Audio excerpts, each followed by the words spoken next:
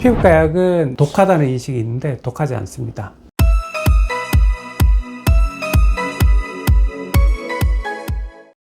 안녕하세요. 피부과 전문의 이상주입니다. 여드름 치료에 있어 약은 상당히 중요한 부분을 차지합니다. 난치성 여드름이 아니라면 피부과 전문의의 적절한 약 처방으로 웬만한 여드름 고민은 해결할 수 있는데요. 하지만 여드름 약을 잘 알고 먹으면 약이지만 잘 모르고 먹으면 누구에게는 독이 될 수 있습니다. 그래서 오늘은 많은 분들이 궁금해 하시는 여드름 약에 대해서 답변 드릴 예정이니 여드름 약 처방 받기 전에 이번 영상을 반드시 시청해 주시기 바랍니다.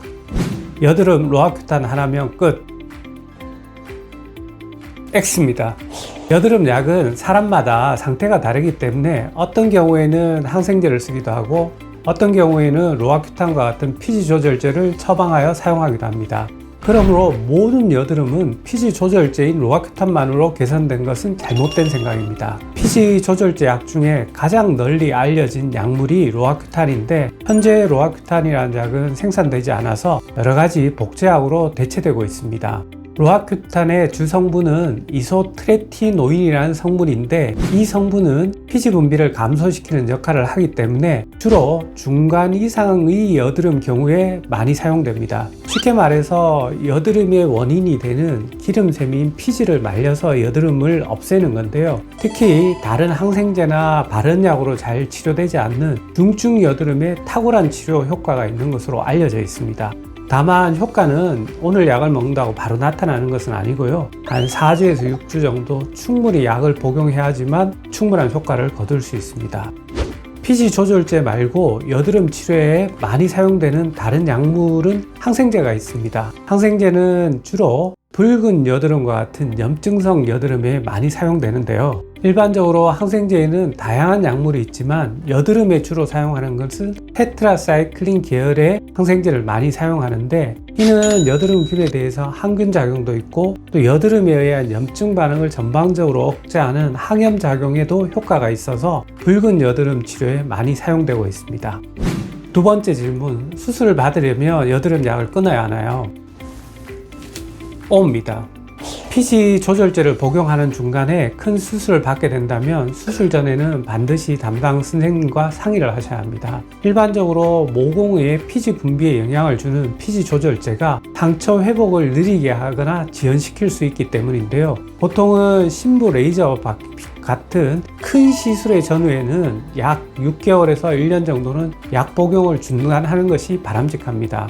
다만 최근에 나온 연구 결과에 따르면 하루 한두 알 정도 소량을 복용하는 경우에는 제모 레이저나 혈관 레이저 또 여드름 흉터 치료에 많이 사용되는 프락셔널 레이저는 큰 관계없이 시술을 받을 수 있는 것으로 알려져 있습니다.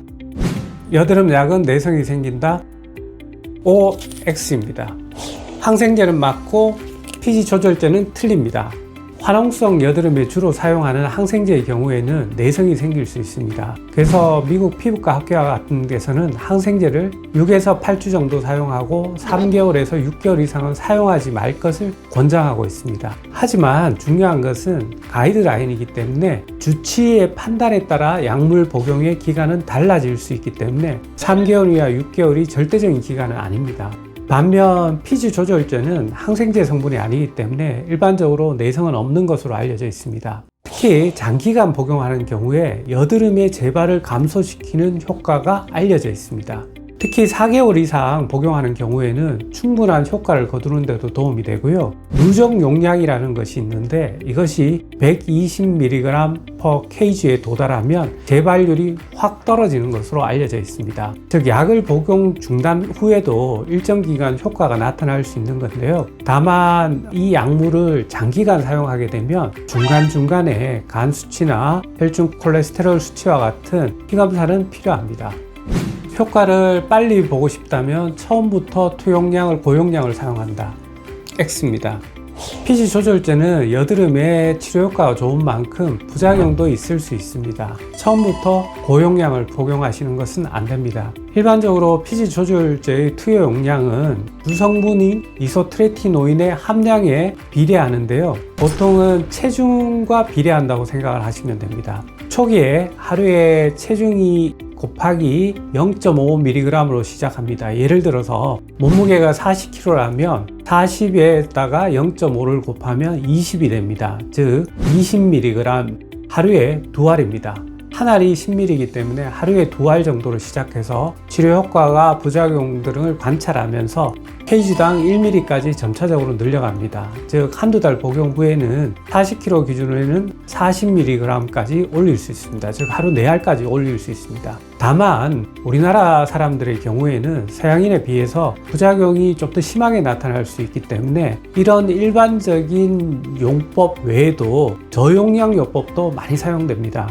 저용량요법은 하루에 kg당 0.4mg 이하로 사용하는 방법으로 40kg 기준으로 0.4를 곱하게 되면 한 16mg 정도가 나오기 때문에 하루에 한 알 정도 복용하는 방법이 많이 사용되고 있습니다. 일반적으로 저용량요법은 한국인에 있어서 효과도 좋고 부작용도 적어서 많은 분들에게 선호되는 방법입니다. 다만 저용량요법으로 재발을 막을 수 있는 충분한 기간까지 복용하기 위해서는 장기간의 약물 복용이 필요합니다. 피지조절제 복용 시 피임은 필수이다. 맞습니다. 피지조절제의 대표적인 부작용 중에 하나가 기형아 출생의 위험성이 있기 때문인데요. 이는 이소트레티노인이라는 성분이 비타민 A의 유도체인데 비타민 A는 지용성이기 때문에 몸에 있고 장기간 몸에 있기 때문에 이게 넘어가면 비타민 A가 과다해서 생길 수 있는 다양한 증상들이 생길 수 있습니다. 대표적인 것이 이제 기형아 출산의 위험성인데요. 임신 중이나 임신을 계획하는 여성분들은 절대 복용하시면 안 됩니다. 그리고 가임기 여성분들은 피임을 하면서 복용하시는 것이 안전합니다. 물론 당연히 임신을 원하는 경우에는 약을 끊어야 되고 최소 한 달이 지난 후에는 임신 준비를 하면 큰 문제 없습니다. 즉 약 복용을 한 달 중단한 이후에 임신을 하는 것은 크게 연관이 없기 때문에 너무 걱정하실 필요는 없습니다. 이외에도 피지를 말리는 약이기 때문에 피부가 건조해질 뿐만 아니라 눈이나 코 같은 데도 건조할 수 있고 간혹 혈중에 콜레스테롤이나 간 수치가 올라가는 경우가 있기 때문에 정기적인 피검사가 필요하기도 합니다. 여드름 약은 독합으로 먹지 않는 것이 낫다. X입니다. 피부과 약은 일반적으로 독하다는 인식이 강하지만 실제로는 그렇지 않습니다.